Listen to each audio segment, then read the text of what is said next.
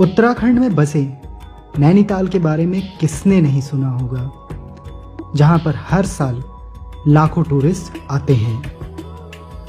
पर यहां का इतिहास बड़ा ही मजेदार है और बहुत कम लोग नैनीताल का इतिहास जानते हैं।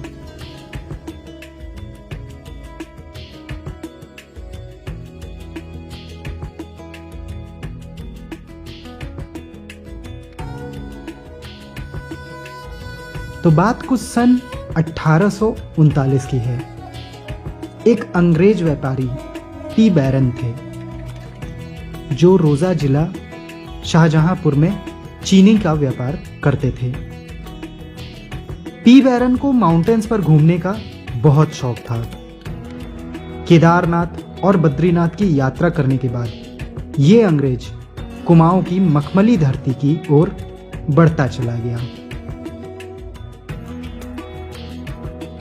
एक बार खैरना नाम की जगह पर बैरन अपने मित्र कैप्टन टेलर के साथ ठहरा हुआ था।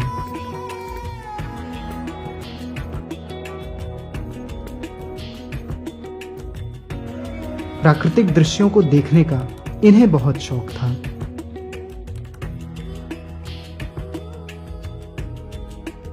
उन्होंने एक लोकल व्यक्ति से जब शेर का डांडा इलाके की जानकारी पूछी तो उन्होंने बताया कि सामने जो पर्वत दिख रहा है उसे ही शेर का डांडा कहते हैं और वहीं पर्वत के पीछे एक सुंदर ताल भी है।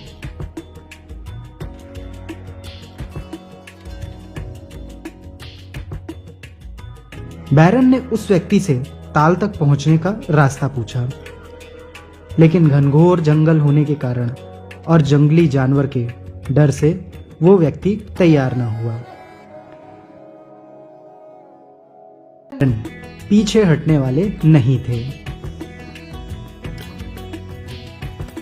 गांव के कुछ लोगों की सहायता से पी बैरन ने शेर का डांडा, जो कि 2360 मीटर की ऊंचाई पर था, को पार कर नैनीताल की झील तक पहुंच गए।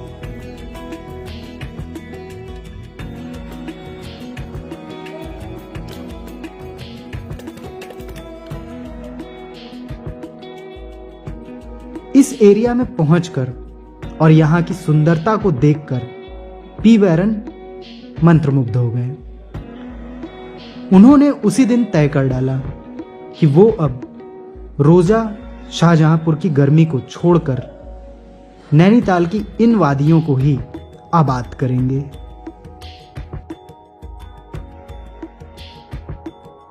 पी बैरन पिलग्रिम के नाम से अपने यात्रा विवरण बहुत से अखबारों में भेजते रहते थे।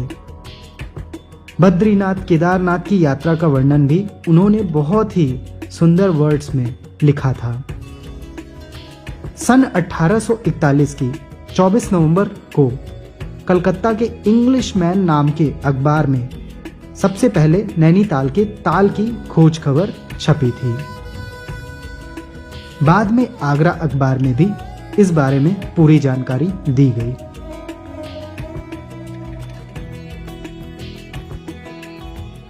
सन 1844 में किताब के रूप में इस स्थान का विवरण पहली बार प्रकाश में आया था।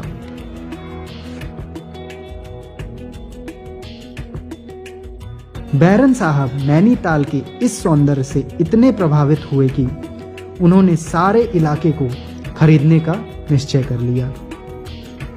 पी बैरन ने उस इलाके के थोकदार से खुद बातचीत की कि वो इस सारे इलाके को उन्हें बेच दें। पहले तो थोकदार नूर सिंह तैयार हो गए, परंतु बाद में उन्होंने इस क्षेत्र को बेचने से मना कर दिया। बैरन इस जगह से इतने ज्यादा प्रभावित थे कि वे हर कीमत पर नैनीताल के इस इलाके को अपने कब्जे में करके एक सुंदर नगर बसाने की योजना बना चुके थे।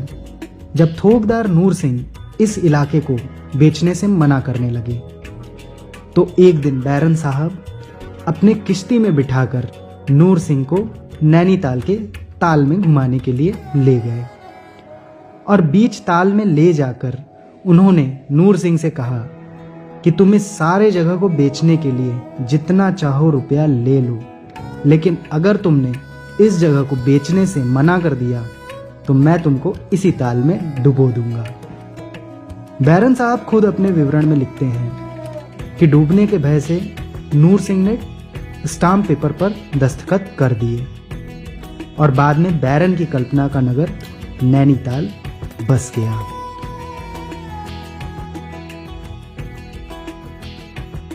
सन 1842 में सबसे पहले मजिस्ट्रेट बेटल से बैरन ने आग्रह किया था कि उन्हें किसी ठेकेदार से परिचय करा दे ताकि वे इसी वर्ष 12 बंगले नैनीताल में बनवा सकें। सन 1842 में बैरन ने सबसे पहले पिलग्रिम के नाम से कॉटेज को बनवाया था।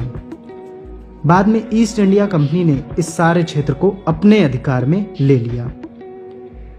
सन 1842 के बाद से ही नैनीताल एक ऐसा नगर बना जो कि संपूर्ण देश में ही नहीं बल्कि विदेशों में भी इसकी सुंदरता की धाक जम गई।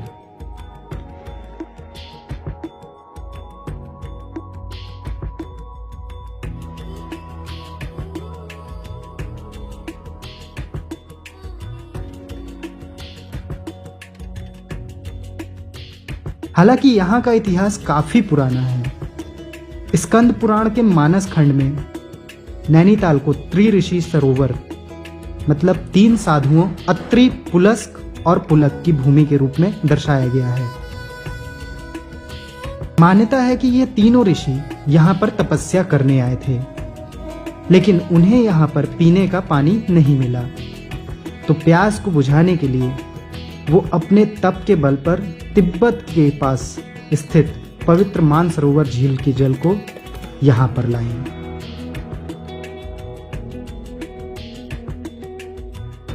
दूसरे महत्वपूर्ण पौराणिक संदर्भ के अनुसार नैनीताल 64 शक्तिपीठों में से एक है। इन शक्तिपीठों का निर्माण सती के विभिन्न अंगों के गिरने से हुआ है, जब भगवान शिव सती को जली हुई अवस्था में ले जा रहे थे। मान्यता है कि इस स्थान पर सती की बाईं आंख गिरी थी, जिसने नैनीताल के संरक्षक देवता का रूप लिया। इसीलिए इसका नाम नैनताल पड़ा, जिसे बाद में नैनीताल के नाम से जाना जाने लगा। इस तालाब के उत्तरी छोर पर नैना देवी का मंदिर है, जहां पर देवी शक्ति की पूजा होती है। वैसे अंग्रेजों ने कुमाऊं और गढ़वाल पर सन 1815 में कब्जा किया था। 1817 में कुमाऊं के दूसरे आयुक्त जीजे ट्रेल नैनीताल की यात्रा करने वाले पहले यूरोपीय थे, लेकिन उन्होंने इस जगह की धार्मिक पवित्रता को देखते हुए अपनी यात्रा को ज्यादा प्रचारित नहीं किया।